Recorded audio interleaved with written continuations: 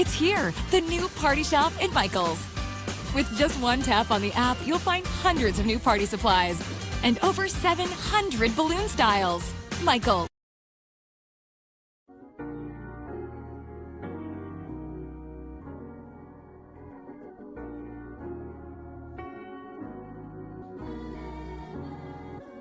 You came and died for me.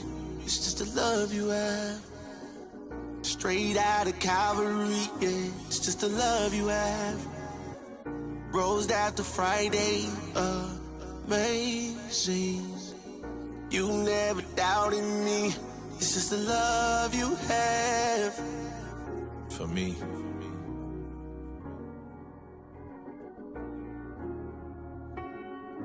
Yeah, me up. Made a life decision, got them looking funny. Now they don't want me around me. Cutting folks out like the leaves on a tree. Cause I be 10 toes deep. Wasn't for the Lord, I probably never found me. Wasn't for the Lord, I'd be stuck on Pine Street. Wasn't for the Lord, I'd probably out by 6. Wasn't for the Lord, I'd be stuck in that mix. Wasn't for the Lord, I'd be down like shit. Wasn't for the Lord, I'd be on my ass. Just back then, couldn't pay my rent. Wasn't for the Lord, I'd be on my ass. It's okay, grab my hand. That's what he told me, he had a plan. I remember then I had no chance, but I looked up and I got an advance. I was trying to fight all the sins on me, okay. Sitting around my feet. I was going hard at the mud, and that old man I don't claim no more. Listen when you talk, when you open doors. Sitting by the sea on the ocean floor. Trapping on a wave phone. Miles away from home. Miles and miles away. Till I heard a little voice that came in to say, Deuteronomy 28, turn to the page. Then I flipped to the script. What does it say? Yeah, you stuck in this position because of your ways. Yeah, Maya, what you say? What do you say? Hey. Made a life decision, got them looking funny. Now they don't want me around me. Cutting folks out like the leaves on a tree. Cause I be 10 toes deep. Wasn't for the Lord, I probably never found me. Wasn't for the Lord, I'd be stuck on Pine Street. Wasn't for the Lord, I'd probably out by 6. Wasn't for the Lord, I'd be stuck in that mix.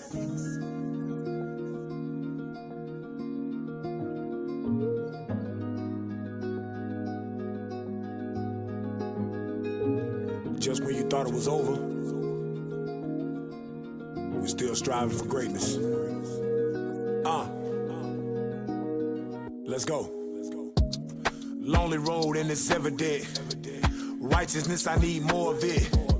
That light shine in the firmament, the instruments of heaven, a token of my inheritance. For if those ordinance vanish, then the earth lose balance. Gotta teach new standards, the whole planet out of course. Yeah, we cause much damage, and when the salt loses savor, then the true taste vanish. I imagine a place of rest where my enemies perish, where I'm awarded 10 cities for my servants to manage. Arrayed in ultra pure gold with precious stones in the mantle, with a two-edged sword. Victory to my Lord, one nation under God, that we on one accord. So I press forward while the chariot soared. Nothing left to explore, cause the kingdom awaits. Ready to meet my fate when I get to them gates. Take me there, I wanna go there. Take me there, just take me to that great place.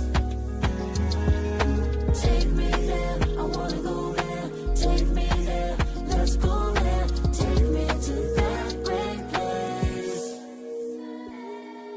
City on a hill can't be hidden. Ain't no secret garden, no, there's not a Jane forbidden. Speak it to him openly, knowing we've been forgiven. Chosen the elect Zion, and don't forget it's redemption to the 12. We've been looking for the kingdom since Acts 1. Read verse 6 and step back some. He didn't give me space, bow down, no, we gon' act up. Cut him till the clouds come down and we get backed up. Get that? Open your mind, open your ears, open your eyes. Under oppression, but over the lies. Nation despised and not desired, they want my demise. But I got a God, and he black like the scripture described. Levels of elevation and segregation. Read Revelation, we want separation. Only way to really see the destination. Designated for the holy seed since before creation. Heaven's gates waiting for the patient. Saints. Take me there, I wanna go there. Take me there, just take me to that great place. Take me there, I wanna go there. Take me there, let's go there. Take me to that great place.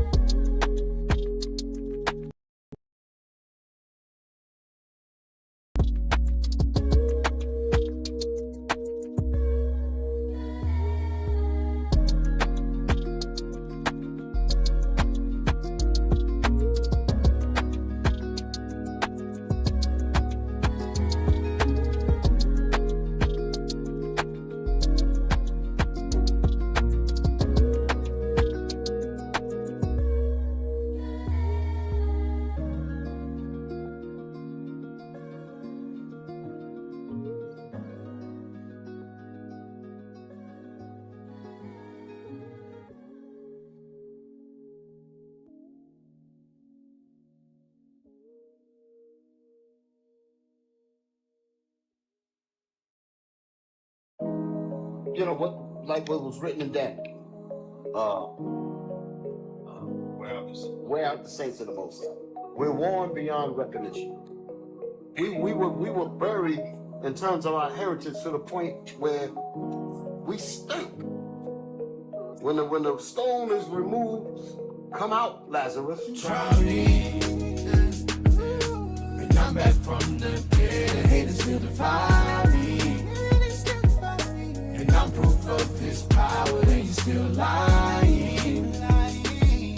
It's hard for me to see how you still don't believe. You still don't believe. I feel like Lazarus. I feel like Lazarus. I feel like Lazarus. I feel like Lazarus. I feel like Lazarus. Lazarus. I heard they looking for Lazarus, where he go? I don't know, you seen the dead walk? Dollars only time I see the dead talk. They couldn't fathom the resurrection right in front of their eyes. Once was dead, never felt more alive, and yet they want my demise. What is it that you despise about a spirit deprived inside that barely survived in perilous times? Revive, take strides, make up for wasted time. Really change and say he ain't worth a dime? Free your mind. You wanna kill somebody, will kill the old man. Blinded by your hatred, he made it, so you can't understand. You can't see his power, he's showing. He took me by the hand and raised me from the grave. It's a shame, you still don't believe the man. I walked the depths of the earth to fulfill his plan. My calling and electing a blessing. I gave it all to stand. Oppression and recession, but destined to gain Jehovah's brand. Plucked out the fire, you liars will never see the land. You better open up your heart and receive His wisdom. I'm shining brighter than the diamond, you can see this prism. It's darkness if you don't hearken, so be free from this prison. For you awaken the King that bring legions of vengeance. And you awaken the Father that wipes the tears of His children. For vision's sake and opens ears so they hear it. Now let the gospel speak. Mansions only made for the meek, and thrones were made to take seats for the elect, and the rest is of Shit's Creek. Don't try me. And I'm back from the dead. The haters still defy me. And I'm proof of His power. And you're still lying. It's hard for me to see how you still don't believe. You still don't believe. I feel like Lazarus. I feel like Lazarus. I feel like Lazarus. I feel like Lazarus. I feel like Lazarus. Lazarus, yeah. Try me. And I'm back from the dead. The haters still defy me. And I'm proof of His power. And you're still lying. It's hard for me to see how you still don't believe. You still don't believe. I feel like Lazarus. I feel like Lazarus. I feel like Lazarus. I feel like Lazarus. I feel like Lazarus. Lazarus, yeah.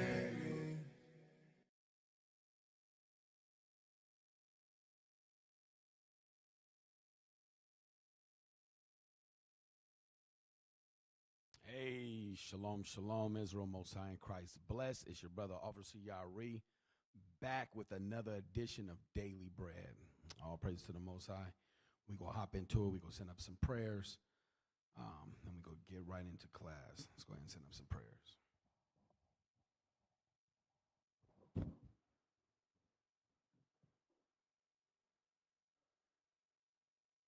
Blow trumpet.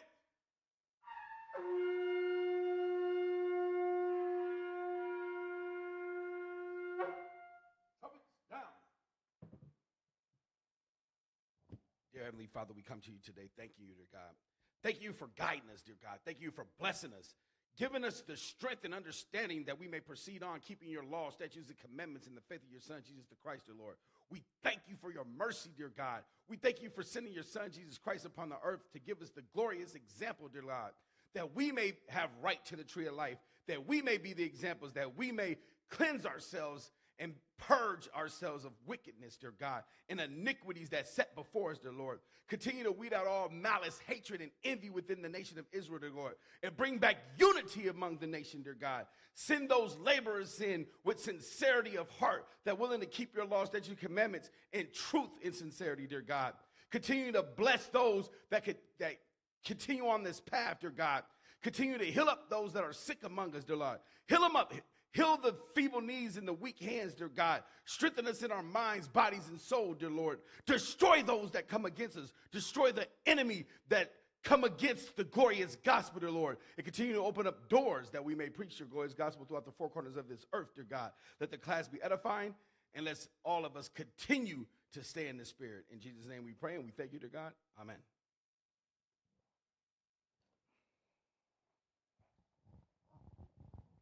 Right, all praises, all praises.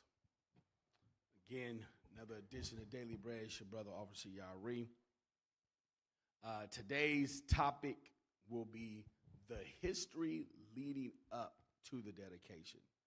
So the history leading up to the dedication, or to the Feast of Dedication. All right. We go jump right into it. What I want to do is explore some of the things that happened. Touch on some of the traitors, right, that got us to the point of our temple being destroyed, that got us to the point of us having to renew the temple, all right, or renew the altar even, all right. So let's jump right into it. Let's go to 2nd Maccabees, 2nd Maccabees, and let's go to chapter 1, verse 1. Read that, and then we're going to jump. So 2nd Maccabees, chapter 1, verse 1. This is the book of 2nd Maccabees, chapter 1 and verse 1.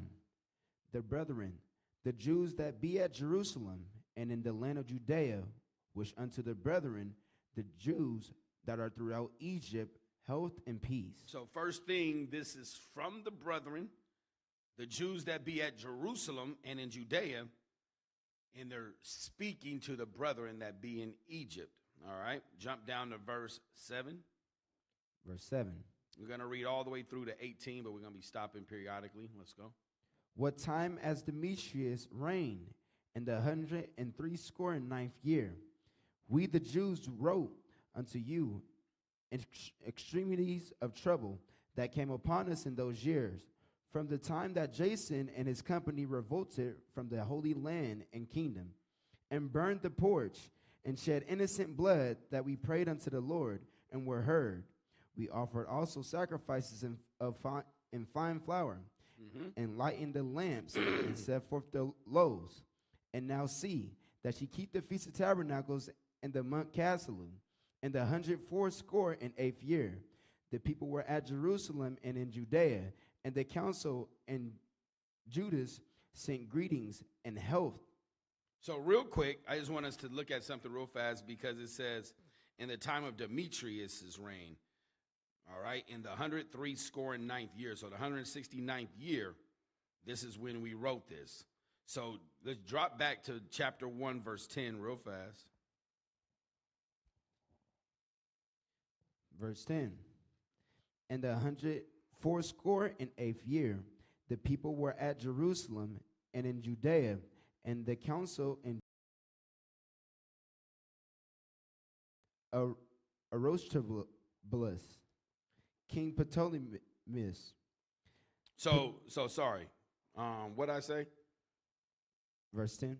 Yeah, no. We're going to 1st Maccabees chapter 10, verse 67, excuse me. Chapter 10, verse 67.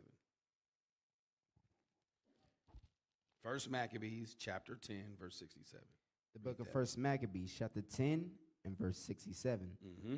Furthermore, in the 165th year came Demetrius, son of Demetrius. So came Demetrius, son of Demetrius, read, out of the Crete, into the land of his fathers, whereof, when King Alexander heard tell, he was right sorry, and returned into Antioch. Then Demetrius made Apollonius, the governor of Cilicia, his general, who gathered together a great host and camped in Jamnia, and sent unto Jonathan the high priest, saying, So this is the Demetrius that we're talking about in 2 Maccabees. Go back to 2 Maccabees. So it's the son of Demetrius, Demetrius the second.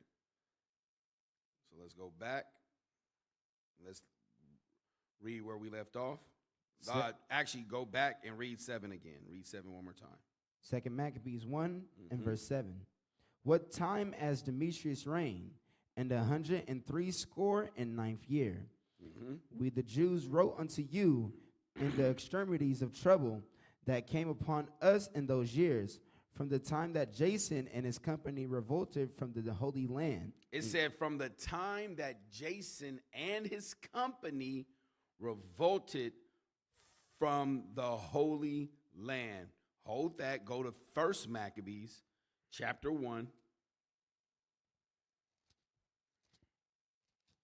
and read verse 11. The book of 1 Maccabees, chapter 1 and verse 11. Read out! In those days went there out of Israel wicked men, who persuaded many, saying, let us go and make a covenant with the heathen that are round about us. For since we departed from them, we have had much sorrow. Read. So this device pleased them well. Read. Then certain of the people were so forth herein, that they went to the king, who gave them license to do after the ordinances of the heathen. And what? Read. Whereupon they built a place of exercise at Jerusalem, according to the customs of the heathen. Read. And made themselves uncircumcised, and forsook the holy covenant, and joined themselves to the heathen, and were sold to do mischief. Right. Now go back. So this is during the time that Jason and his company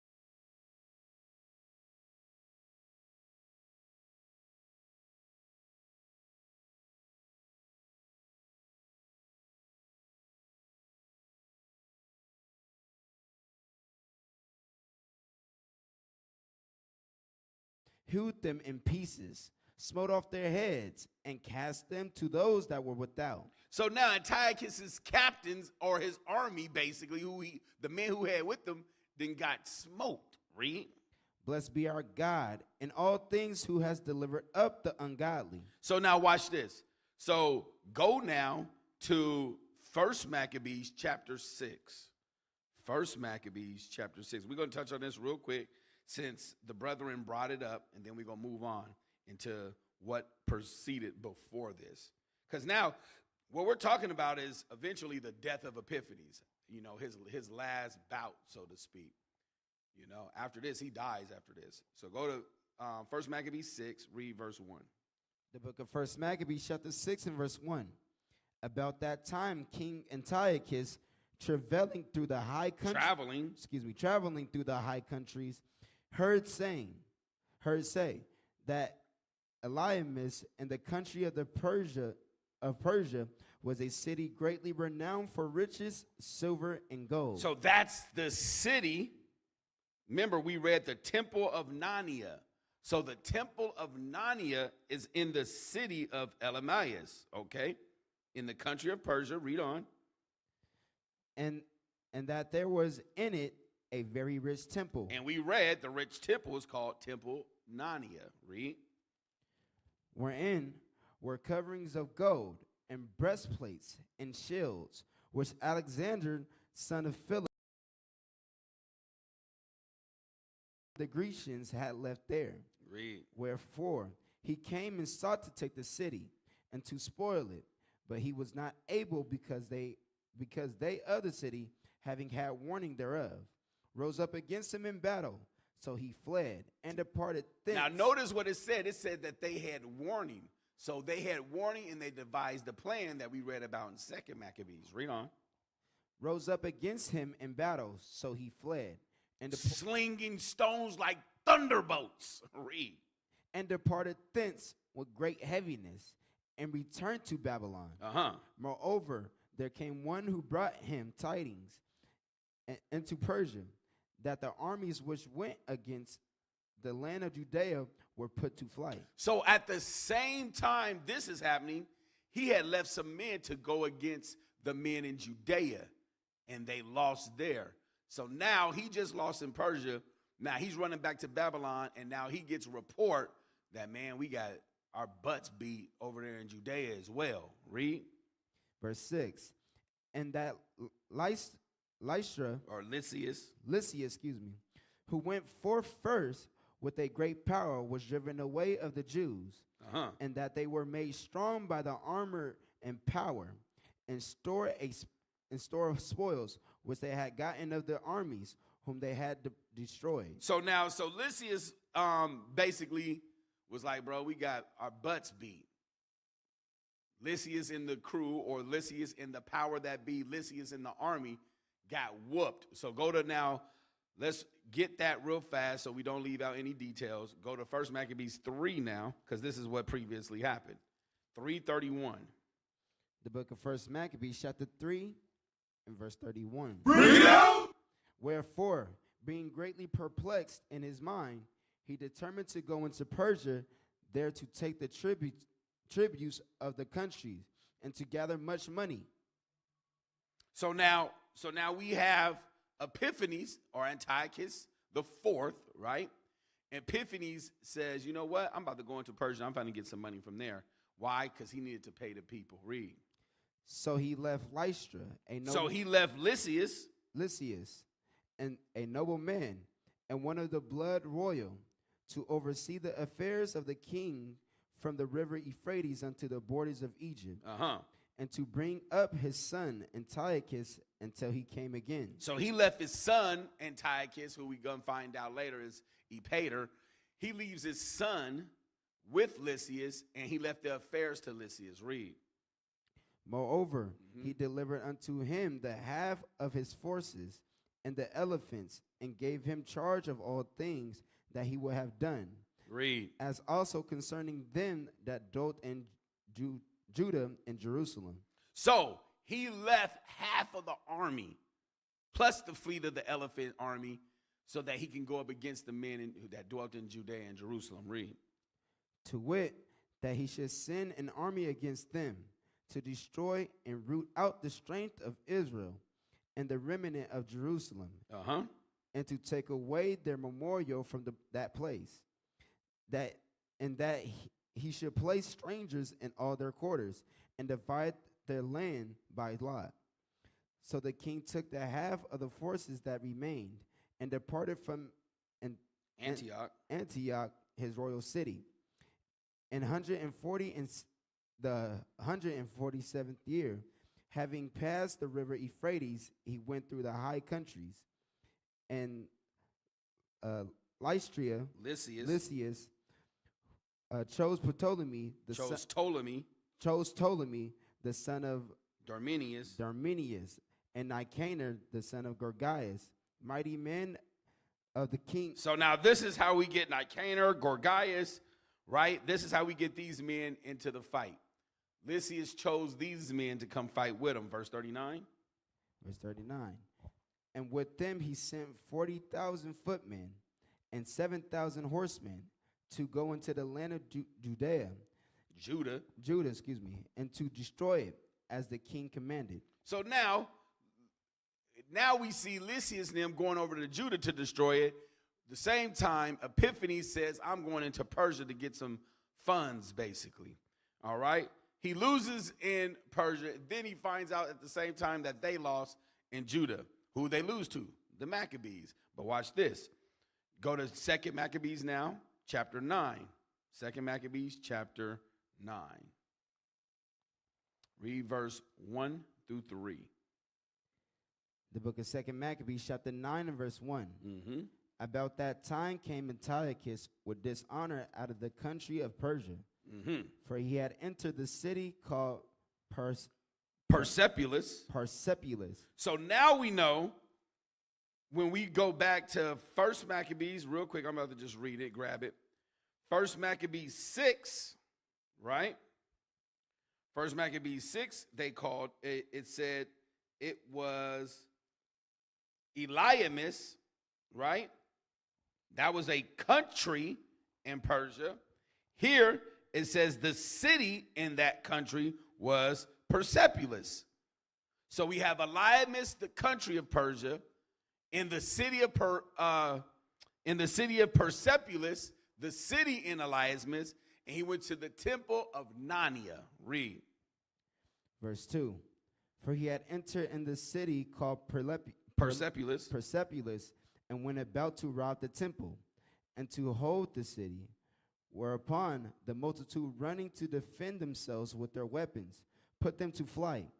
And so it happened that Antiochus, being put to flight, of the inhabitants returned with shame. So boom, he returns with shame. Read. Now when he came to Ecbatane, news was brought. And what happened unto Nicanor, the son of Timotheus? Nope, Nicanor and Timotheus. Oh, Nicanor and Timotheus. So you see that? We're seeing the same thing. Now he was in Ecbatane. Read. The swelling with... Remember, it said that he got put to flight. He went all the way back to Babylon. Read. Then swelling with anger, he thought to avenge upon the Jews the disgrace done unto him by those that made him flee. Hold on real quick. Let me look at something real fast. Hold on. I just want to check something out real quick. I didn't have this, but let me make sure. I think I do want to read it real quick.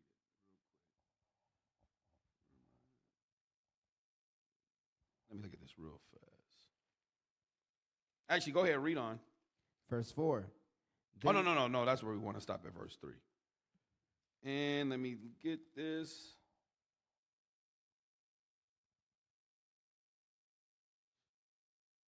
Oh, yeah. Go to Tobit, chapter 3. Tobit, chapter 3, verse 7, real fast. Because it says that Antiochus went to Ecbatane. The book of Tobit, chapter 3 and verse 7. Uh-huh. It came to pass the same day that in Ecbatane, a city in Media. I want us to see that Ecbatane is a city in Media. That's all we needed right there. Go back. So we just read 2 Maccabees 9, 1 through 3, right? 2 Maccabees 9. Pull up the works of Josephus for me real fast. Works of Josephus. And what I want out of, I want the page that says chapter 9. Chapter 9. Did I sing you chapter 9? I didn't sing you chapter 9? Here, real quick, I'm about to send it to you.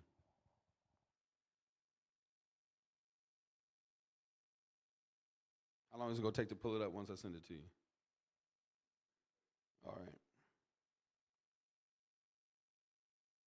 Just one quick second. Bear with me, y'all. Let me send this over.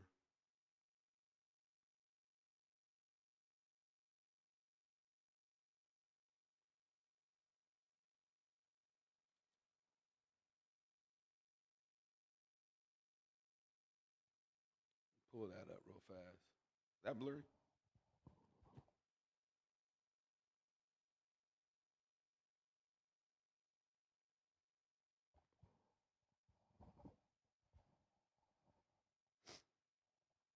So I want to read something real fast. This is in the Antiquities of the Jews. It's the full works of Josephus.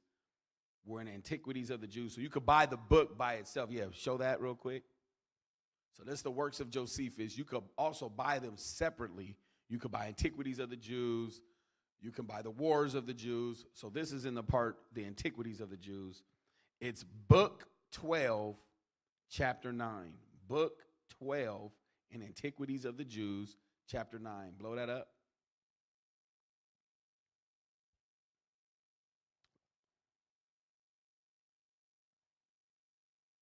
Yeah, read that. Antiquity of the Jews, chapter 9. Or book 12, chapter 9. Go ahead. About this time, it was that King Antiochus, as he was going over the upper countries, heard that there was a very rich city in Persia called Elymas. Elymas. Remember, it said it was the country Elymas in the city of Persepolis. Read. And therein a very rich temple of Diana. So this temple, Nania, was a temple of Diana. Read. And that it was full of all sorts of donations dedicated to it.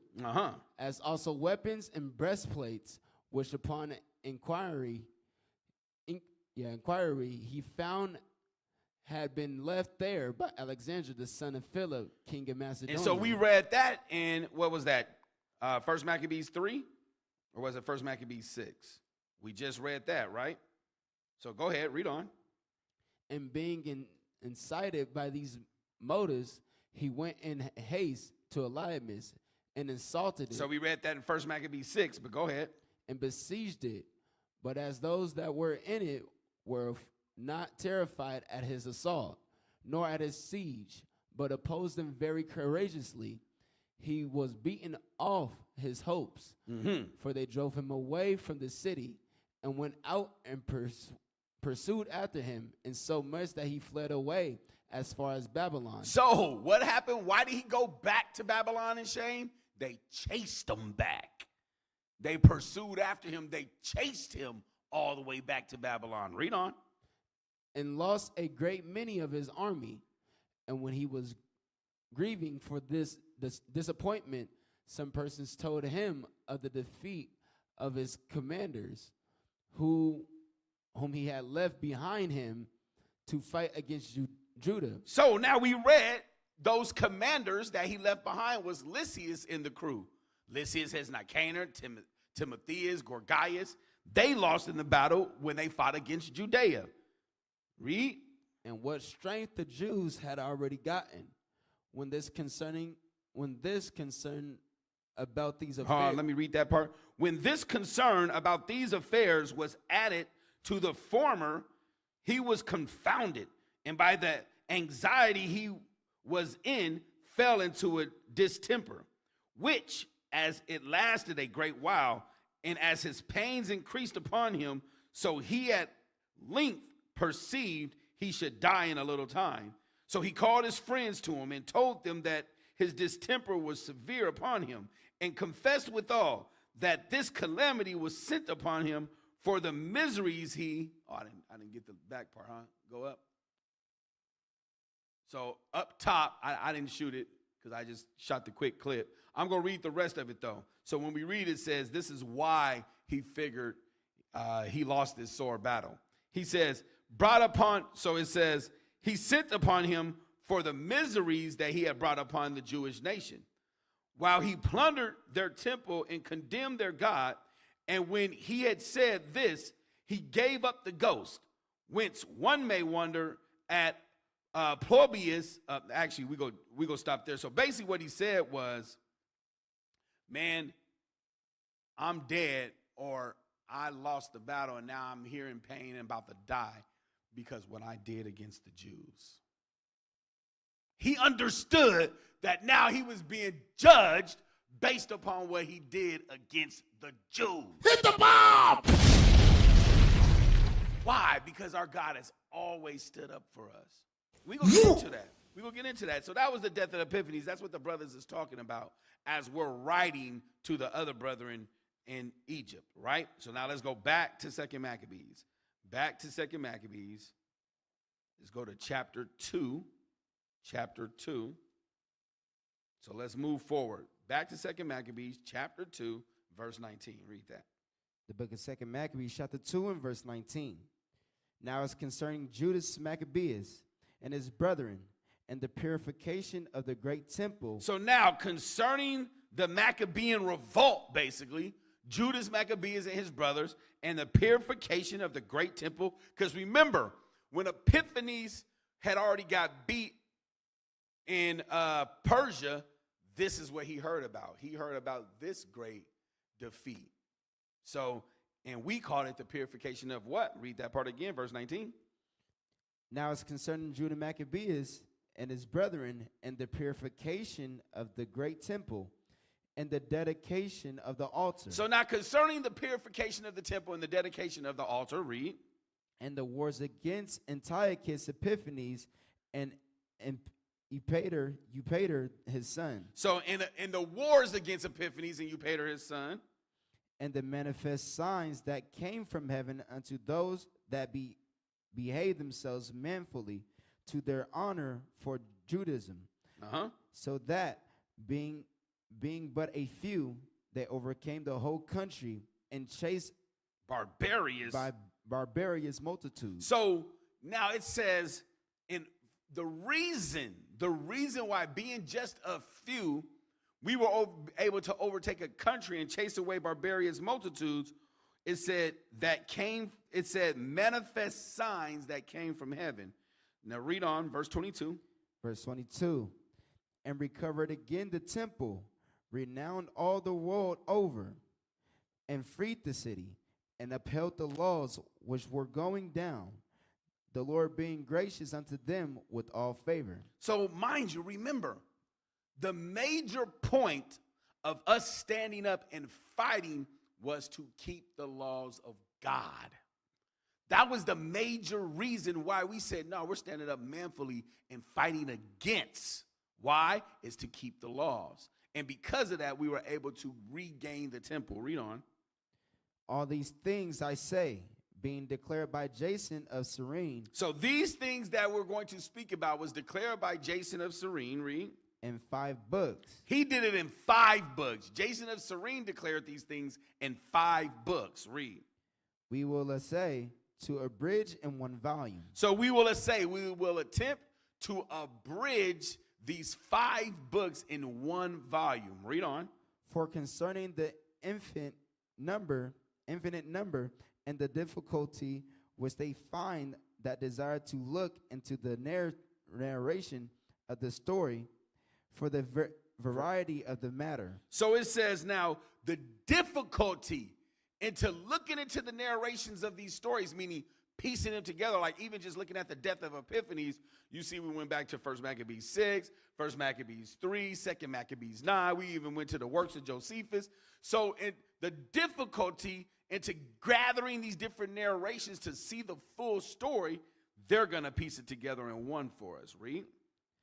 We have been careful that they that will read may have delight, and that they that are desirous to commit to memory might have ease, and that all into whose hands it come might have profit. Read. Therefore, to us that have taken upon us this painful labor of abridging, it was not easy. So they're letting us know, look, man, we did this for you the reader, so it's be easy for you to understand. We took upon this laborious attempt of abridging, read, but a matter of sweat and watching, even as it is no ease unto him that prepareth a banquet and seeketh the benefits of others. Yet for the pleasuring of many will we undertake gladly this great pains, leaving to the author the exact handling of every particular and laboring to follow the rules of an abridgment. So what they're saying is they're not going to leave out specifics that's needed to get the point, right? These are the rules of abridging. You can't just abridge something or take something and try to abbreviate it, right? And then leave out major pieces that's needed. If we're going to abbreviate it, make sure you get all the points that's necessary. Read on. For as the master builder of a new house must care for the whole building, but he that undertaketh to set it out and paint it must seek out fit things for the adoring thereof. Read. Even so think it is with us. Read. To stand upon every point and go over things at large, and to be curious in particulars, belongeth to the first author of the story. Right. So we're not going to leave out things that's, again, different particulars that's needed. Now, the things that's kind of, it was the dark, sunny day. Dark, sunny day, that don't even make sense. It was, it was a cloudy, dark day, whatever it is, right? That part, okay, we'll leave out. But the particulars and the things that's necessary to hear for the reader to understand, we're going to make sure that's included. But still, we're going to abbreviate it. Read. But to use brevity, brevity, and avoid much laboring of the work, it is to be granted to him that will make an abridgment. Here then, we will begin the story. We will begin to hell. Excuse me. Here then, we will begin the story, only adding thus much to that which have been said. That is a foolish thing to make a long prolong. So it's a foolish thing to make a long prologue and to be short in the story itself. Why? Because it's foolish to now talk about all the details of the night and what it looked like, but then in the major pieces of the story or the points of the story that we need, now we're real short in that. Nah, that's foolish. So we're going to make sure you guys understand exactly what happened, what's going on, who's the players, and that's what I say here, we begin the story. So let's go ahead and begin the story. What led up to us having to cleanse the altar and regain the temple? 2 Maccabees chapter 3, verse 1. Let's read. The book of 2 Maccabees chapter 3 and verse 1. Now when the holy city was inhabited with all peace, and the laws were kept very well, because of the godliness of Onias the high priest. So now it says the holy city was inhabited and kept in peace because the laws that were kept, right? Everybody was keeping the laws in this moment. Why? Because of who? Because of the godliness of Onias the high priest. It said because the godliness of Onias the high priest. What we're going to do is we're going to read through, we're going to get through the reading, then we're going to go back and we're going to piece who's who together. So that way we can write it down, we can take our notes, but right now let's get the story, all right? Let's read. And we're about to read a little fast. Read. And his hatred of wickedness. It came to pass that even the kings themselves did honor the place and magnify the temple with their best gifts. So it said it's even so that the place was so glorious, the kings, meaning the kings of the heathens of the other nations, even glorified the place and gave gifts. Read. And so much that Seleucus, king of Asia, king of Asia, of his own revenues, bear all the costs belonging to the service of the sacrifice. So King Seleucus, again, we're going to find out who's who, right? Which Seleucus this was, things of that nature. We're going to get through the story, then we're going to go back real quick so you can get your notes, right? But it says that even Seleucus, through his own revenue, his own money, he paid for the sacrificing. So all the sacrificing that we did, the offerings, it was out of his pocket. Read. But one Simon of the tribe of Benjamin, who was made governor of the temple, fell out with the high priest about disorder in the city. Here we go. Here go Israel. And when We were in peace. Don't forget. We were in peace. Everything was good. The heathens was giving gifts, paying for our offerings. And here we go. Simon the Benjamite. He done fell out with Onias over something stupid, basically. Over what he thinks should be going on. Look what it said. It said that, but one Simon of the tribe of Benjamin, who was made governor of the temple, fell out with the high priest about disorder in the city. So something was going on that he didn't like in the city. Okay, it's called disorder. So he's feeling like, nah, it's out of order. But remember, we're at peace. Everything's all good because everybody was keeping the laws of God. Now he's mad about something that's happening in the city. Read. And when he could not overcome Onias, he could not get his way. And when he could not get his way, read. He got him to Apollonius, the son of Tryphaenes, or Triceus, or Thracius, Thracius, who then was governor of Cilicia and Phoenice. So now we heard about Apollonius before, right? But let's read on. And told him that the treasury in Jerusalem was full of infinite sums of money, so that the multitudes of their riches, which did not pertain to the account of the sacrifices, was innumerable, and that it was possible to bring all into the king's hand. So Simon said, hey, bruh, we got money over here. And notice, all traders, this is how traders speak. Traders don't say we. He don't include himself with the rest of the people. Traders don't say we. Traders say they. They got money over there. Read. Verse 7. Now when Apollonius came to the king and had showed him of the money whereof was told, the king chose out of Helidorius his treasurer, and sent him with a commandment to bring him to the foresaid money. So now, boom, Simon tells Apollonius, hey, bro, they got money over there. Apollonius brings Simon to the king and was like, look, bro, he said they got money over there. So the king chose his treasurer, Heliodorus, and said, hey, man, go get that. What's up? They holding on to money? Because let's not forget, we paying taxes, right? We in captivity. We have to pay taxes to these nations. But remember, we're living at peace to the point they bring in gifts and even paying for our sacrifices. Right? But now all of a sudden, they holding back money? Hey, Helidorus, go check it out. Read. So with forth Helidorus took his journey under a color of visiting the cities of Cilicia and Phoenice, but indeed to fulfill the king's purpose. And when he was come to Jerusalem and had been courteously received of the high priest of the city, he told him what intelligence was given of the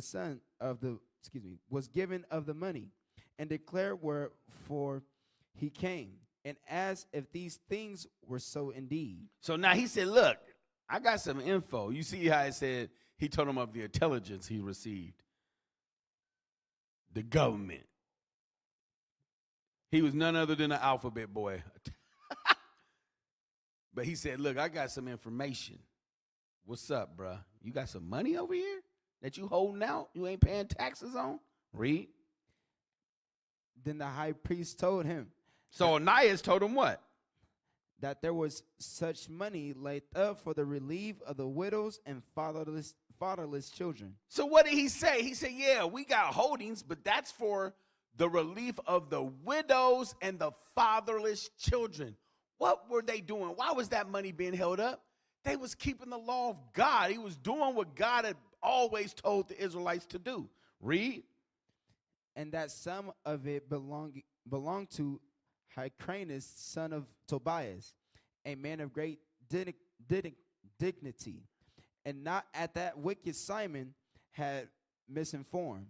The sum whereof in all was 400 talents of silver and 200 of gold, and that it was altogether impossible that such wrongs should be done unto them that had committed it to the holiness of the place, and to the majesty and inviolable sanctity of the temple. Honored over all the world. So now Onias is explaining to him, like, look, bro, basically this is holiness. Like, we put these alms here for the fatherless and the widows, and it'd be wrong to take that. Because now what are you doing? Now you're going against the laws. Now we're putting the widows and the fatherless in danger. Watch what the Bible say. Go to Deuteronomy 14 first. Go to Deuteronomy 14. We're going to come back here. We will come back to 2 Maccabees, but go to Deuteronomy 14. Deuteronomy 14. Now remember in Deuteronomy 14, right? Get it real quick. I want us to read verse, hold on, let me get it. No, first I want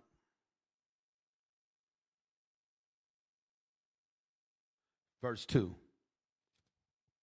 The book of Deuteronomy, chapter 14 and verse 2. Read out. For thou art a holy people unto the Lord thy God, and the Lord has chosen thee to be a peculiar people unto himself, above all the nations that are upon the earth. Read. And thou shalt not eat any abominable thing. So now we're going over these peculiar commandments. Remember that, peculiar command. Matter of fact, let me get it since I said it. Wisdom of Solomon 19, real fast, read verse 6. Wisdom of Solomon 19, verse 6. He said, we are peculiar people unto himself. What makes us peculiar? 19, verse 6, Wisdom of Solomon, read that. The book of Wisdom of Solomon, chapter 19 and verse 6. Mm-hmm. Read The out. whole creature in its proper kind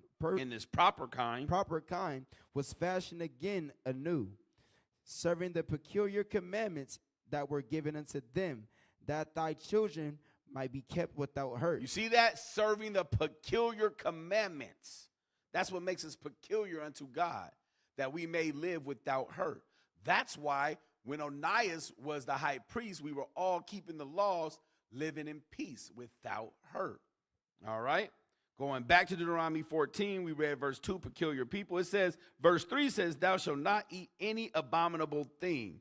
So now we going into what makes us abominable, right?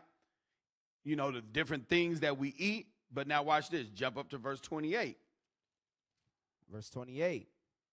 At the end of 3 years, thou shalt bring forth all the tithes of thy increase the same year, and shall lay it up within thy gates. So remember, in 14, you start going into the tithes. And tithes wasn't money in that moment. It was what? It was crops. And it told you what to do with those crops. It told you how to deal with it. If you had too much, you turn it into money. Then you bring to where God said to come to, right? Matter of fact, read verse 26 real fast. Verse 26.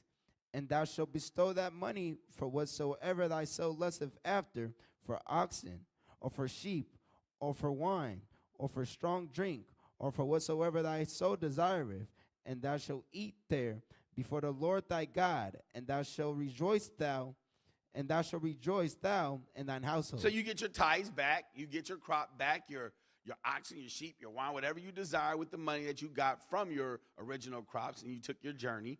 Then you eat there before the Lord where he said to come. Read verse 27. And the Levite that is within thy gates, thou shalt not forsake him, for he has no part nor inheritance. So don't forsake the Levite, because he has no part or inheritance within thee. And now it says, at the end of 3 years, thou shalt bring forth all the tithe of thine increase the same year that thou lay it up within thy gates. Read.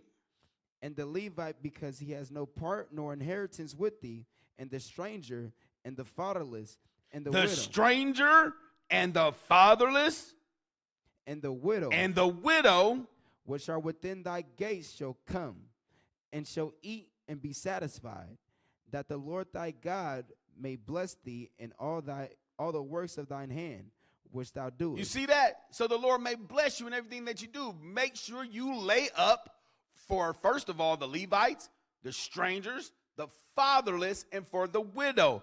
Make sure you lay up for the fatherless and the widow. Deuteronomy chapter 10. Actually, excuse me, 24. First I want 24. Deuteronomy 24. Read 17. I'm going to read this real quick. Deuteronomy chapter 24 and verse 17. Thou shalt not pervert the judgment of the stranger, nor of the fatherless, nor take a widow's raiment to pledge. But thou shalt remember that thou was a bondman in Egypt, and the Lord thy God redeemed thee thence. Therefore I command thee to do this thing. When thou cuttest down thine harvest in the field, and hast forgot a sheaf in the field, thou shalt not go again to fetch it. It shall be for the stranger, the fatherless, and for the widow, that the Lord thy God may bless thee in all thy work in thy hands. When thou beatest thine olive tree, and shalt not go over the boughs again, it shall be for the stranger, the fatherless, and the widow. When thou gatherest the grapes of the vineyard, thou shalt not glean it afterward. It shall be for the stranger, fatherless, and the widow. And thou shalt remember that thou was a bondman in the land of Egypt. Therefore I command thee to do this thing. You always leave extra or lay up for the fatherless and the widow. Also the stranger, but I'm making the point of the fatherless and the widow because that's what Onias was doing. That's what Onias was doing. Last one, Deuteronomy chapter 10, verse 17 and 18. Read that. The book of Deuteronomy, chapter 10 and verse 17. For the Lord your God is God of gods, the Lord of lords, a great God, a mighty and a terrible, which regardeth not persons nor take reward. He doeth execute the judgment of the fatherless and widow, and loveth the stranger, and giving him food and raiment. You see that? He execute the judgment of the widow, the fatherless, and the stranger, and love them and give them food and raiment. Onias was keeping the laws of God. That's why it'd be a terrible thing, he said, to take that away. Back to 2 Maccabees chapter 3. And where were we at? Down in like 13, 12? Let me look. 2 Maccabees 3 and verse 12. Read that again. The book of 2 Maccabees chapter 3 and verse 12. And that it was altogether impossible that such wrongs should be done unto them that has committed it to the holiness of the place, and to the majesty and inviolable sanctity of the temple, honored over all the world. You see that? It's impossible to do such wrong things. We can't do that. We're not going to do that. Hold up, but read on. But Helidorus, because of the king's commandment given him, said that in any wise it must be brought into the king's treasury. He was like, yeah, whatever, nigga. He said, in any wise, it got to be brought to the temple or to the king. He said, look, I got to do a job, bruh. He sent me to come get this money. I got to do my job. Yeah, I hear you and all that, and yeah, okay, but I got to do my job. So Helidorus didn't care. He was like, yeah, whatever. I'm here to do one job and one job. Oh, you hear that feedback? He said, I'm here to do one job and one job only. And I'm about to get this money. You get? That's it. That's all I'm here for. I don't care what you got going on, Onias. Whatever you got, it don't matter. I'm here to do a job, and I'm going to do that job. Right? So watch this. Jump up now to verse 22. Let's see what happened since Helidorus said he going to do his job. Read. Verse 22. They then called upon the Almighty Lord to keep the things committed of trust safe, and sure for those that had committed them. Nevertheless, Helidorus executed that which was decreed. Hey, does that change the sound? Okay. Read. Now, as he was presented himself with his guard. As he was there present himself with his guard about the treasury, the Lord of spirits and the prince of all power caused a great apparition, so that all that presumed to come in with him were astonished at the power of God and fainted and were so afraid. God didn't cause the apparition. Cats done fainted. Cats done got shook. They scared to death, literally. They scared to death around here. God has showed up. Read. Because that's why Onias said, bro, it's impossible. It's impossible to take this. You're not going to do it. Helidor said, yeah, I am. God said, no, you ain't. Read. Verse 25. For there appeared unto them an horse with a terrible rider upon him, and adored with a fair covering. And he ran fiercely, and smote at Helidorus with his forefeet. And it seemed that he had sat upon the horse and completed, or had complete harness of gold. Had complete harness of gold. So it said what appeared was somebody on a horse. This person that's on a horse had a complete harness of gold. He ran up to Helidorus. You know how you lift up the horse? And excuse me. And the horse smote Helidorus with his forefeet. So he ran up on him, bow, kicked the crap out of him. Read. Verse 26. Moreover, two other young men appeared before him, not notable in strength, excellent in beauty, and comely in apparel. So two other men appeared. So we got angels on deck. We got angels on deck. Read. Who stood by him on either side, and scourged him continually, and gave him many sore stripes. Woo-hoo-hoo. Hey, Helidorus got jumped by the angels. Helidorus got jumped by the angels. One appeared he had gold armor on, reared up his horse, kicked him. Then while his doors down, two more angels appeared and just started smacking him. Just, Read. And Helidorus fell suddenly unto the ground, and was compassed with great darkness. But they that were with him took him up, and put him into a litter. Thus him that lately came with a great train, and with all his guards into the said treasury, they carried out, being unable to help himself with his weapons. And manifestly they acknowledged the power of God. They acknowledge the power of God. They say, listen, man, I know that this God is real. Jump now for time's sake over to verse 37. Read that. Verse 37. And when the king asked Helidorus, who might be a fit man to be sent yet once again. So what happened? Matter of fact, read verse 35. Verse 35. So Helidorus, after he had... Oh, here, I got to give you the background real quick, just this part, because we're not reading it.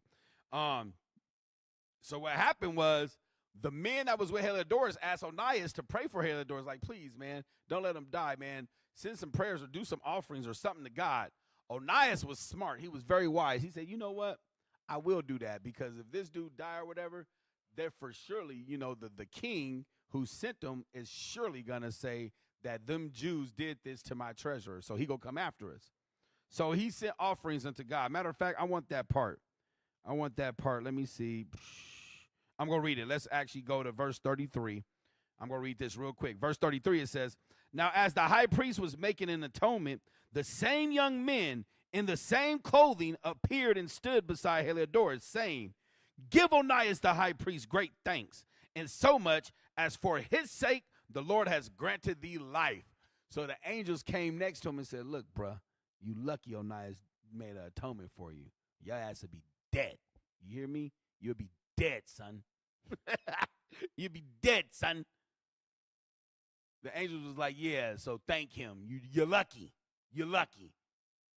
Right? So boom, Onias sends up an atonement for Helidorus. He was saved. His life was saved. Helidorus goes back and reports to the king. He's like, look, bruh, look, I'm going to tell you straight. These dudes got a God that fight for them, okay? I seen it with my own two eyes. They appeared, whooped my ass. Listen, so now this is what the king asked Helidorus, verse 37. Verse 37, and when the king asked Helidorus, who might be a fit man to be sent yet once again to Jerusalem, he said, if thou hast an enemy or a traitor, send him thither, and thou shalt receive him well, scourged. If he escape with his life, for in that place no doubt there is a a special power of God. Hey, he said, look, bruh, if you want to send somebody, send your enemy. Send a traitor. He said, because he will get scourged. He's going to get smoked. He said, trust me. He said, bro, there's a special power of God over there. I'm telling you straight. All right? He said, and that's if he escaped with his life. Read.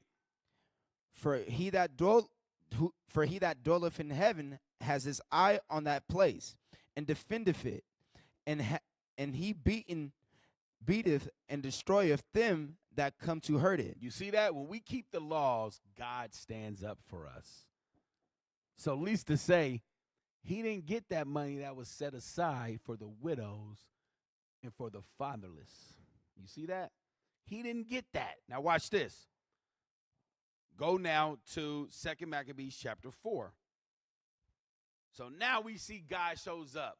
Simon's plan to try to get our money took from us, basically to overthrow Onias, didn't work. Simon the Benjamite, traitor of Israel.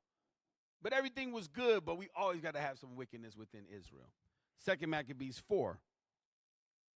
2 Maccabees 4. We always read this, right? We always read about this. I'll say it that way. Verse 7. Go to verse 7. The book of 2 Maccabees, chapter 4 and verse Get 7. chapter 5 ready for me in Antiquities of the Jews. Read that. 2 Maccabees, chapter 4 and verse 7. But after the death of Seleucus, So after the death of Seleucus, when Antiochus, read.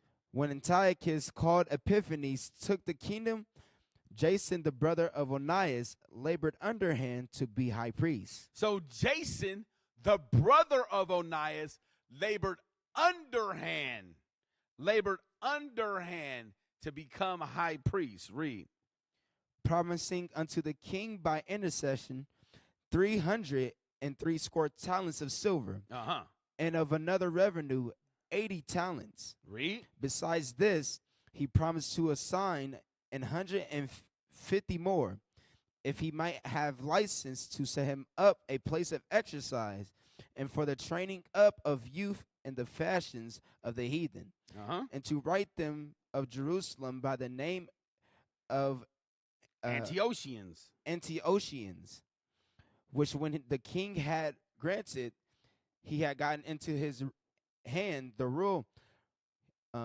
He forthwith brought his own nation to the Greekish fashion. So this dude, Jason, brought his own nation to the Greekish fashions. Remember, the brethren said we went through these sore troubles when Jason and his company went against. So now we're seeing Jason was the brother of Onias, a wicked brother. You see that? Now drop down to read verse 12. I need verse 12. Read that. Verse 12. For he built gladly a place of exercise under the tower itself, and brought the chief young men under his subjection, and made them wear a hat. So he brought the chief young men. He said, we're going to get these men. We're going to build a place of exercise. We're going to call these men Antiochians. Or how about Olympians? You see that? He said, we go train them up. We know there's training day. After training day, you also have what? You got to have the drafts, right? Recruitment.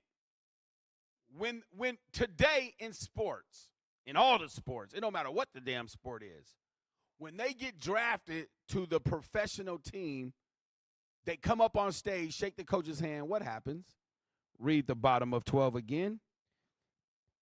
And the chief young men. And brought the chief young men under subjection, and made them wear a hat. And they put a hat on them. Still today, they be having suits on, jerseys on, whatever. But they always get up, shake that coach's hand, and they put a hat on them. It's still happening the same today. You got the tryouts, you got the drafts, and then while they get drafted to the professional team, they get a hat slapped on them with the team name on it. Jump down to verse 18. Verse 18. Now when the game that was used every 5th year was kept at Tyrus, and the king being present. So the game that happened every 5th year, today it happens every 4 years. The games that happen every 4 years. Olympia, same difference. Back then, what they call it. Read on. This ungracious Jason sent special messengers from Jerusalem, who were Antiochians, to carry 300 drachms of silver to the sacrifice of Hercules. Sacrifice of Hercules. So instead of it being called the Olympics, it was they called it straight up. It was the sacrifice of Hercules. Read. Which even the bearers thereof thought fit not to bestow upon the sacrifice, because it was not convenient, but to be reserved for other charges. But if you notice, even in the Olympics today, they used to actually, I know it was what? I forget what year, 2012, something like that. But you can find it online. You could type in Hercules at the Olympics, the Olympic opening, right? They showed Hercules. It was like a big robotic Hercules. I remember big robotic Hercules coming down, right? At the beginning of the opening of the Olympics. They're showing what? It's the same damn thing. It's the game called for. Matter of fact, what's the main picture of the Olympics? You know that naked dude, the naked dude.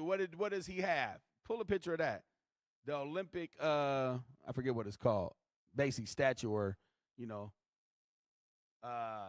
dude, he's holding what? There he is. Pull that up.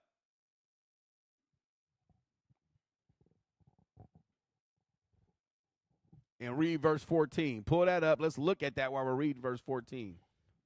Verse 14. That the priests had no courage to serve any more at the altar. Pull it up. Yep. Read. That the priests had no more courage to serve any more at the altar, but despising the temple and neglecting the sacrifices, hastened to be partakers of the unlawful allowance in the place of exercise, after the game of discus called them forth. After the game of discus, the unlawful allowance. Why? Because they butt-ass naked. You can pull that off. Ain't nothing changed. Go back now to verse 20. Verse 20. Or actually, let's just get to the point here in this one, and I want you to read verse 23. Verse 23. 3 years afterwards, Jason sent... 22, I'm sorry. Verse 22. And when he was honorably received of Jason and of the city, and was brought in with torchlight... I got to read verse 21 here. I'll read this real quick. It says, Now when Apollonius, the son of Menecetheus, was sent into Egypt for the coronation of King Ptolemaeus, Philometor, Antiochus, understanding him not to be well affected to his affairs, provided for his own safety, whereupon he came into Joppa, and from thence to Jerusalem, where he was honorably received of Jason and of the city, and was brought in with what? Torchlight. It never fails. Every Olympic game starts out with what? Them lighting the torch. The Olympians or the Antiochians running the torch to light the biggest torch.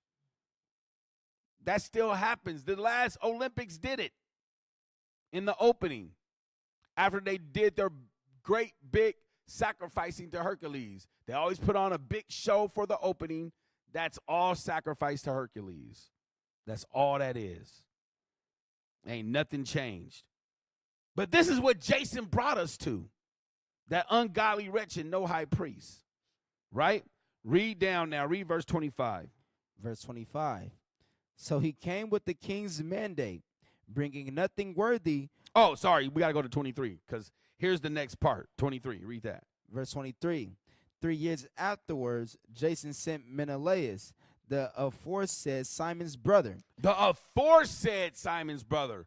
So Simon the Benjamite's brother. the aforesaid Simon. So Simon the Benjamite, who had a fallout with Onias, Jason gets him, the brother of Simon, Menelaus. Read. To bear the money unto the king, and to put him in mind of certain necessary matters. Read.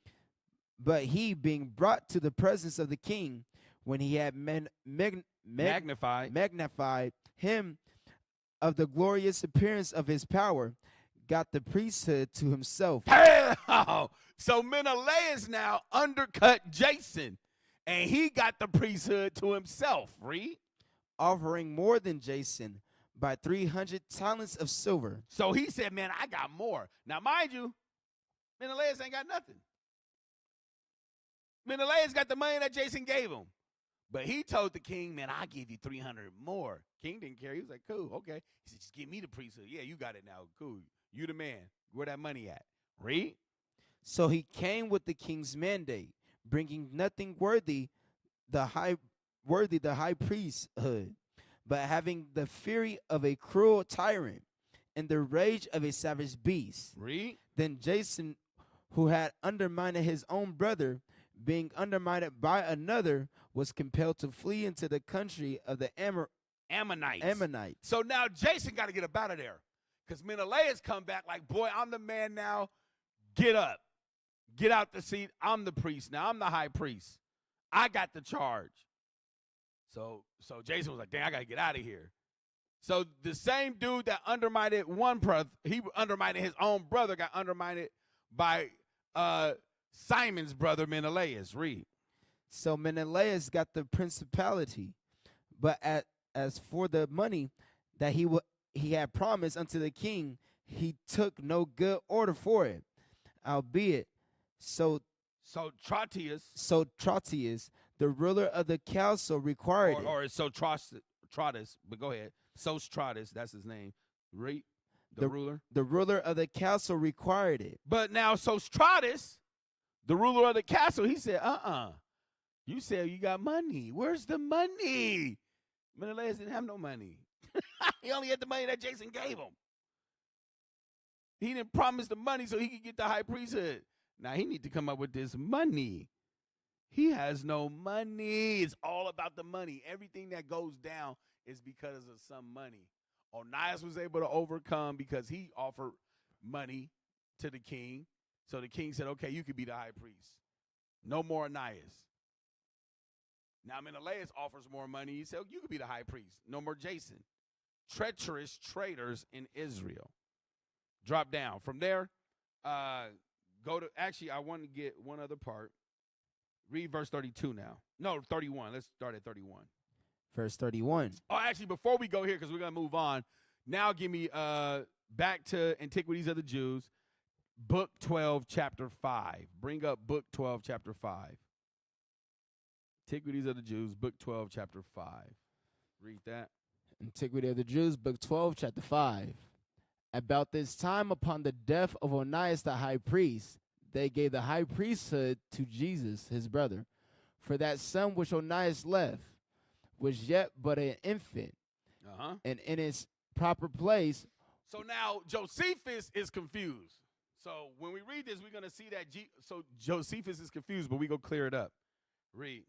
And in its proper place, we will inform the reader of all the circumstances that befell this child.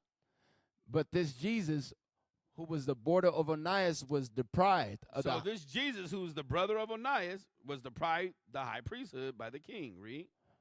Was deprived the high priesthood by the king, who was angry with him and gave it to his younger brother, whose name was Onias. For Simon had these 3 sons, each of whom the priesthood came, as we have already informed the reader. Read on. Wait, let him pull up the next part. It's the next screenshot.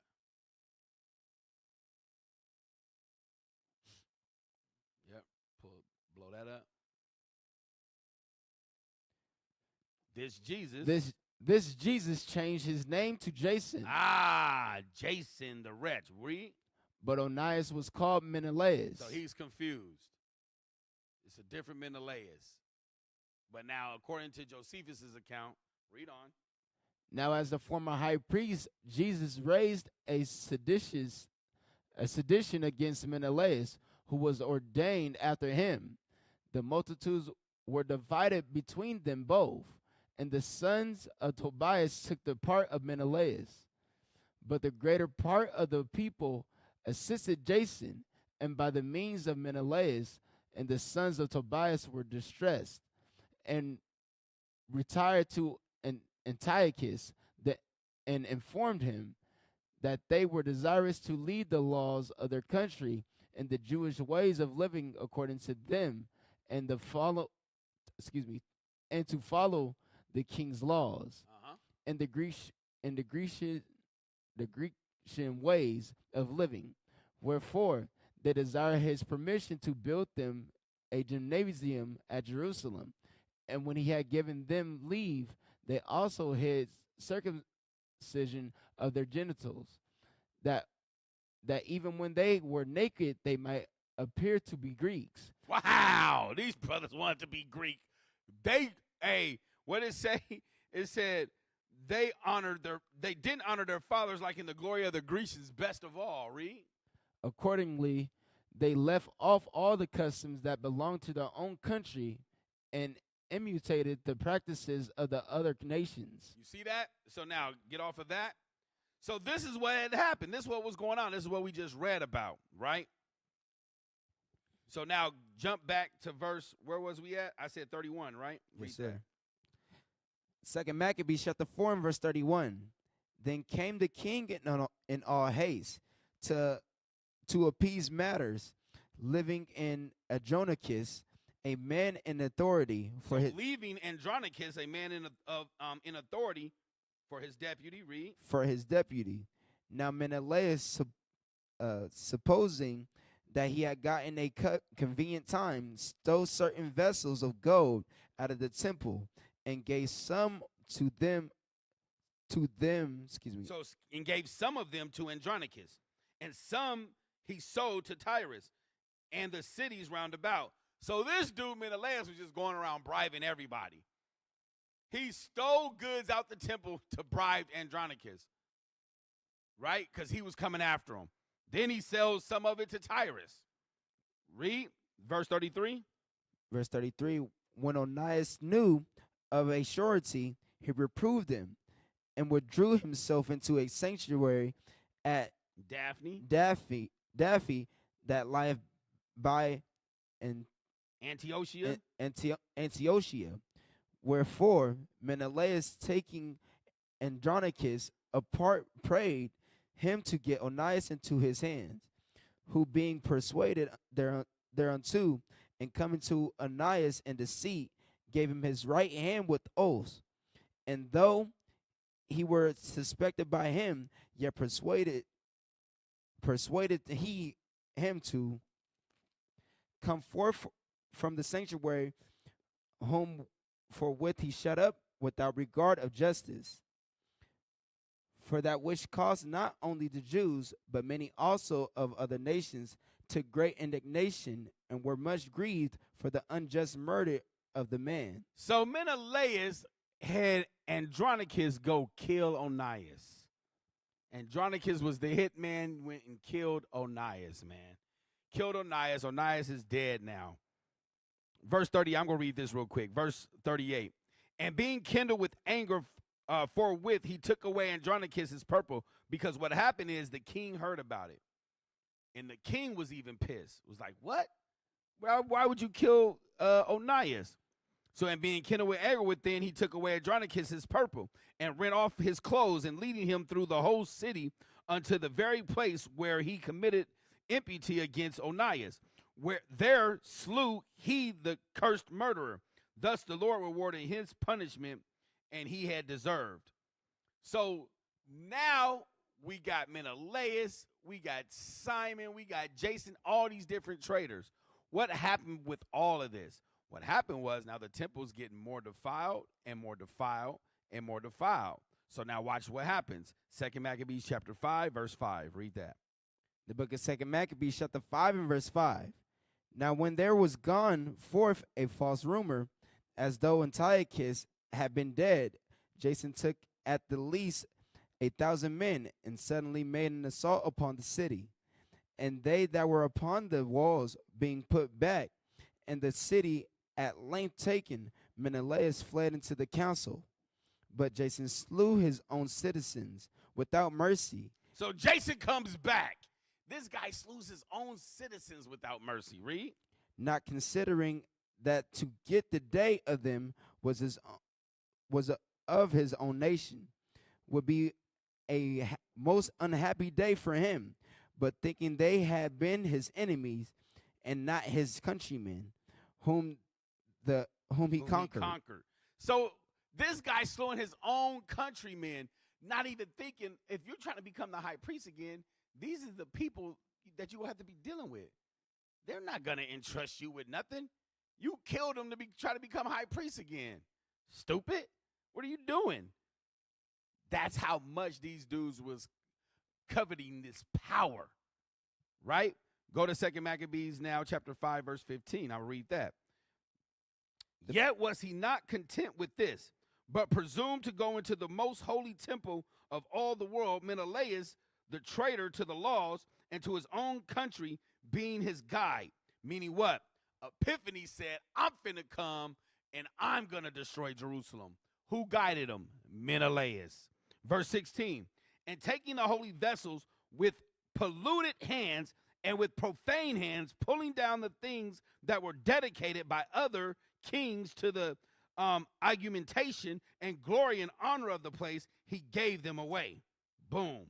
And so haughty was Antiochus in mind, that he considered not that the Lord was angry for a while for the sins of them that dwelt in the city, and therefore his eyes was not upon the place. So Antiochus thinks it was all him. He's the reason why he was able to come and conquer Jerusalem. No, it was because God was mad at us because we started sinning in this place. Why? Because you had Jason, the wretch, and his company, other wicked men. You had Menelaus, the traitor against the laws of God, right? You still have Simon in the background. So you got all these men in Israel now that is turning Israel into folly. Now we have folly in Israel, so therefore what? God turns his back on us. Therefore, he's allowing now Antiochus to come in. Being led by Menelaus. Menelaus was his guide. So now the sanctuary is polluted. Now what? 2 Maccabees chapter 6 now. Or actually, no, I have to read verse 24 through 27, the end of 2 Maccabees 5. Read that. 2 Maccabees chapter 5 and verse 24.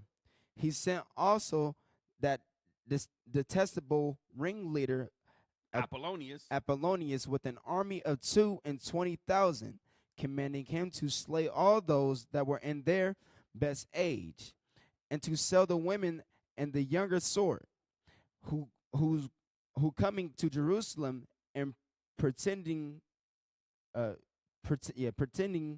peace, did forbear till the holy day of the Sabbath, when taking the Jews keeping holy day, and commanded his men to arm themselves. And so he slew all them that were gone to the celebrating of the Sabbath, and running through the city with weapons slew great multitudes. But Judas Maccabeus with 9 others, or thereabout, withdrew himself into the wilderness, and lived in the mountains after the manner of beasts, with his company, who fed on herbs continually, lest they should be partakers of the pollution. So boom, Antiochus now comes through. That's when he set up the false altar, right? He set up the desolation, right? But it said Maccabees and 9 others or some sort, that the company that was with him, they fled into the wilderness. They ate just herbs, so they wouldn't be a part of the pollution. That's when they fled. That's what we read about all the time, right? That's what happened. That's how we got to this point of now the temple's destroyed, right? We got the abomination of desolation set up. They sacrificing swine. What else happened? Chapter 6, verse 4. I'm going to read this real quick. 2 Maccabees chapter 6, verse 4. For the temple was filled with riot and reveling by the Gentiles, who dallied with harlots and had to do with the women within the circuit of the holy places. And besides that, brought in things that were not lawful. The altar also was filled with profane things, which the law forbiddeth. Neither was it lawful for a man to keep Sabbath days or ancient feasts, or to profess himself to be at all a Jew. And in the day of the king's birth, every month they were brought to bitter constraint to eat of the sacrifices. And when the feast of Bacchus was kept, the Jews were compelled to go into procession to Bacchus, carrying ivy. Moreover, there went out a decree to the neighbor cities of the heathen by the suggestion of Ptolemy against the Jews, that they should observe the same fashions and be the partakers of their sacrifices. And whoso would not conform themselves to the manner of the Gentiles should be put to death. Then might a man have seen the present misery. You see that? So we had to keep these customs or we died. We had to keep the customs or we died. When you read further in chapter 6, you read about the old man Eleazar. They wanted to bring him into constraint and have us think that he took the defiled food, so we would all do it. Eleazar said, nah, he ended up dying. Chapter 7, you still had more perils. You had the wife and her 7 sons. They all died to keep the laws and not be polluted, right? Chapter 8, verse 1. Chapter 8, verse 1, it says, about that time came Antiochus with this honor out of the country of Persia. Or excuse me, I'm reading chapter 9. Chapter 8, verse 1. It says, then Judas Maccabeus and they that were with him went privily into the towns and called their kinsfolk together and took them all that such continued to the Jews' religion and assembled about 6,000 men. They had 6,000 men.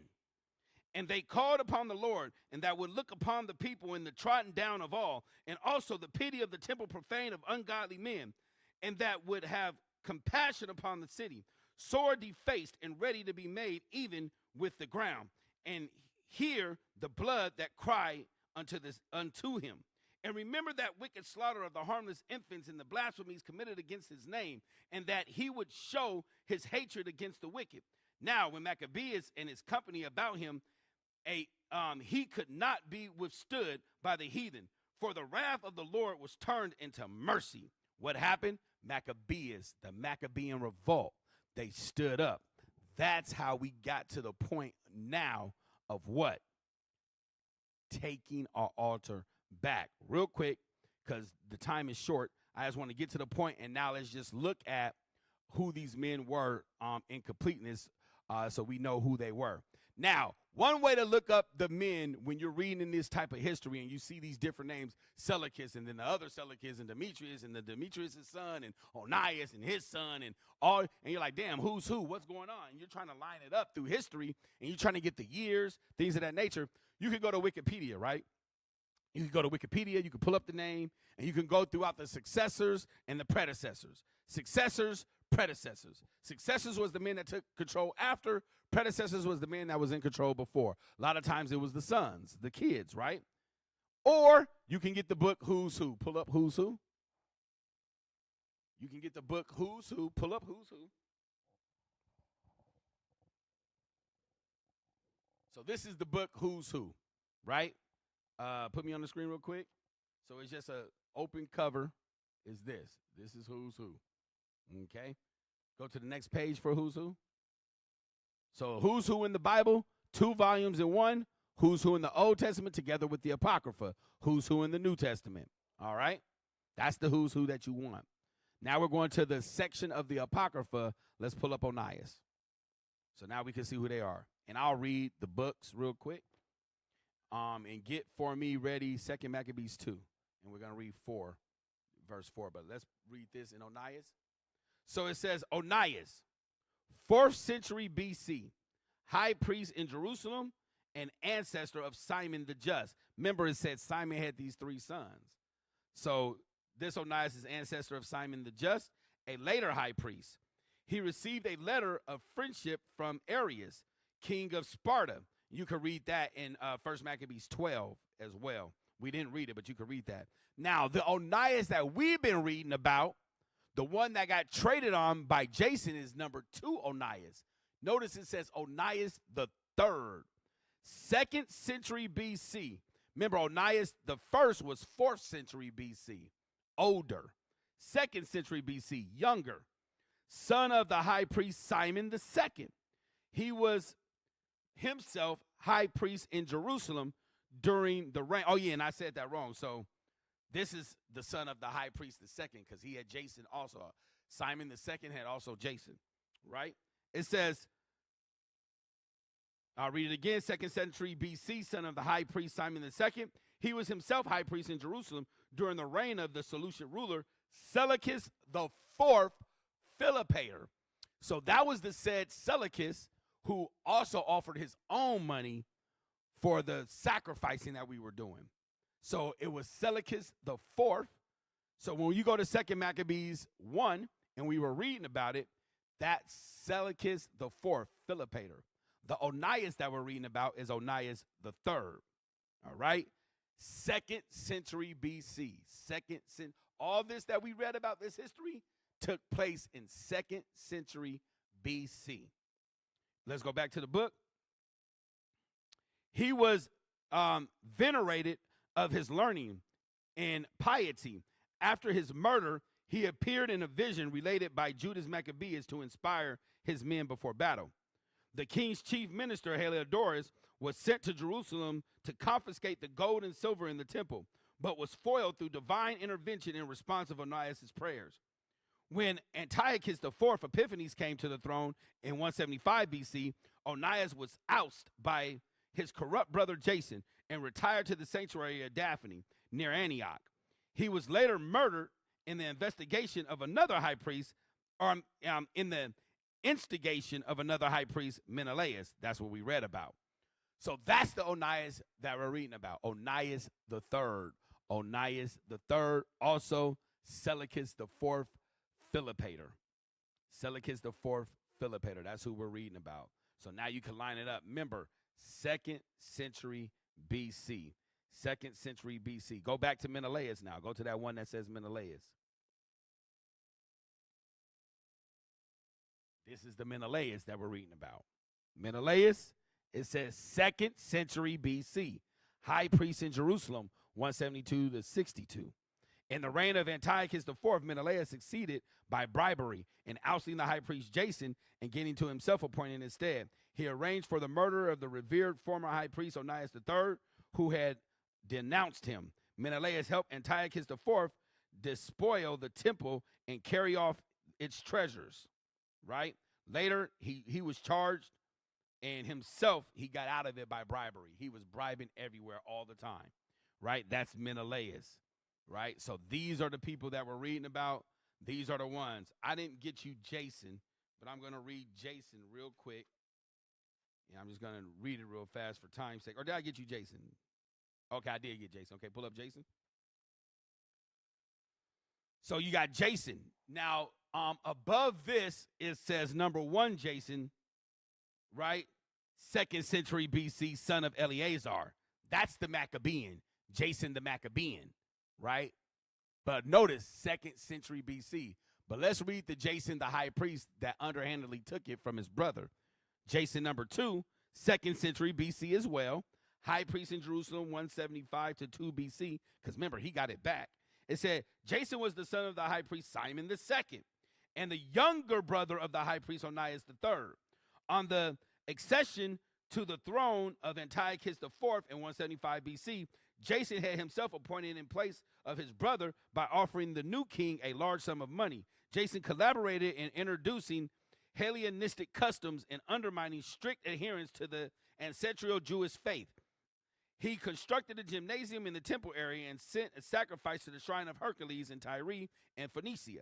And Antiochus came to Jerusalem. He was lavishly entertained by Jason, although he was generally detested by the Jews for his repressive religious measures. 3 years after becoming high priest, Jason was in his turn ousted by the corrupt Menelaus, who had heavily bribed the provincial governor. Jason took refuge across the Jordan River among Ammonites. Remember, it said he ran to the Ammonites, from where he made an abortive attempt to regain his position in Jerusalem by force, taking refuge again over the Jordan. He was captured by the Arabian chief Aratus, but escaped and reached Egypt. From there, he went to Sparta, where he died. So again, remember, we read about him coming back, killing his own countrymen. So these are the men that we were just reading about. So again, because remember, Josephus was a little confused about Menelaus and Onias becoming Menelaus.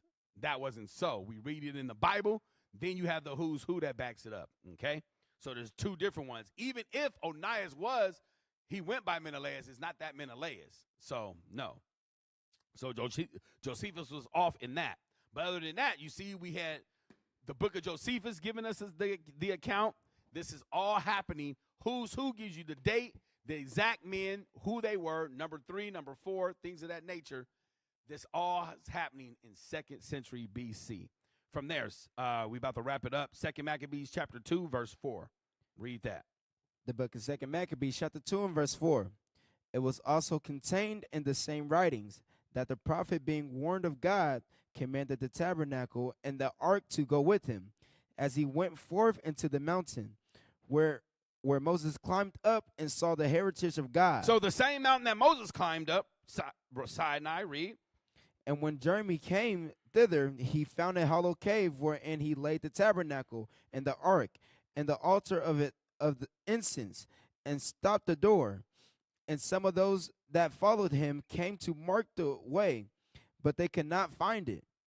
When Jeremy perceived, he blamed them, saying, as for that place, it is to be unknown until the time God gather his people again together and receive them unto mercy. Talking about us in this day. So that place, everybody talking about we found the ark and this and that and over there and where they say Arabia and all that. No. It said that place is going to be unknown till God gather his people again together. Read. Then shall the Lord show them these things, and the glory of the Lord shall appear, and the cloud also, as it was showed under Moses. So just like when Moses and them were exiting and they got showed things, it said in the cloud, likewise it will happen to us again in this second Exodus. Read. And as when Solomon desired that the place might be honorably sanctified. Said just like when Solomon desired that the place be sanctified. Read. It was declared that he being wise. It was also declared that he being wise offered the sacrifice of dedication and of the finishing of the temple. And what did Solomon do? He offered the sacrifice of dedication for the finishing of the temple when he first built it. So Solomon did a dedication. Read. And as when Moses prayed unto the Lord, the fire came down from heaven. And so when Moses built the tabernacle, he did the same thing. Prayed unto the Lord, fire came down and consumed, read. And consumed the sacrifices. Even so prayed Solomon also, and the fire came down from heaven and consumed the burnt offerings. Read. And Moses said, because the sin offering was not to be eaten, it was consumed. So Solomon kept 8 days. So Solomon kept those 8 days. Read. The same things also reported in the writings and the commentaries of Nehemiah, and how he was founded he founded a library, gathered together the acts of the kings and the prophets of David and the epistles of the kings concerning the holy gifts. So also it was found in the writings of Nehemiah. The same thing happened. Read. In like manner also Judas gathered together also those things that were lost by reason of the war we had, and they remained with us. So it said also Judas gathered everything back together that was lost in the wars. As we regained the temple and dedicated the altar, we got it all back. Read. Wherefore ye have need thereof, send some of the to fetch them unto you. Read. Whereas we then are about to celebrate the purification we have written unto you, and ye shall do well if ye keep the same days. Read. We hope also that the God that delivered all his people and gave them all heritage and the kingdom and the priesthood and the sanctuary, as he promised in the law, will shortly have mercy upon us and gather us together out of every land under heaven into the holy place. For he has delivered us out of great trouble and has purified the place. You see that? So also likewise, we pray that this happens all over again for y'all. This is what we are now gathering ourselves together for. To do it all over again. This time to do it once and for all. Once, everything gonna happen at once. The purification of the temple again, the dedication of the altar again, the Exodus again. You understand that? Watch this. Because they said something there. They said, just like Moses did it, Solomon did it, and it's written in the writings of Nehemiah, just now we're doing it, or Judas did it. That they're giving that testament. Likewise, it's for us to do it one more again. Go back real quick. I'm going to read this real fast, and we out of here, y'all. Numbers chapter 7, real fast. This is what the brethren was talking about. So the brethren understood and knew the history as well, right? So Numbers chapter 7, I'm going to read verse 1 and 2 real fast. And it came to pass on the day that Moses had fully set up the tabernacle and had anointed it and sanctified it and all the instruments thereof, both the altar and all the vessels thereof, and had anointed them and sanctified them, that the princes of Israel, heads of the house of their fathers, who were the princes of the tribes and were over them that were numbered, offered. It said that they offered, right? Verse 11. And the Lord said unto Moses, they shall offer their offering, each prince on this day, for the dedicating of the altar. Boom. Moses did a dedication of the altar. 1 Kings chapter 8, because it spoke about Solomon in his time. 1 Kings chapter 8, I'm going to read 1 through 5 real fast. 1 Kings chapter 8, verse 1. Then Solomon assembled the elders of Israel. And you notice every time the elders were also assembled. Moses did it with the princes of the tribes. Now Solomon's doing it with the elders. The elders of Israel and all the heads of the tribes. The heads of the tribes. The chief of the fathers of the children of Israel unto King Solomon in Jerusalem, that they might bring up the ark of the covenant of the Lord out of the city of David, which is in Zion. And all the men of Israel assembled themselves unto the king Solomon at the feast in the month Ethanium, which is the 7th month. And all the elders of Israel came, and the priests took up the ark, and they brought up the ark of the Lord, and the tabernacle of the congregation, and all the holy vessels that were in the tabernacle. Even those did the priests and the Levites bring up.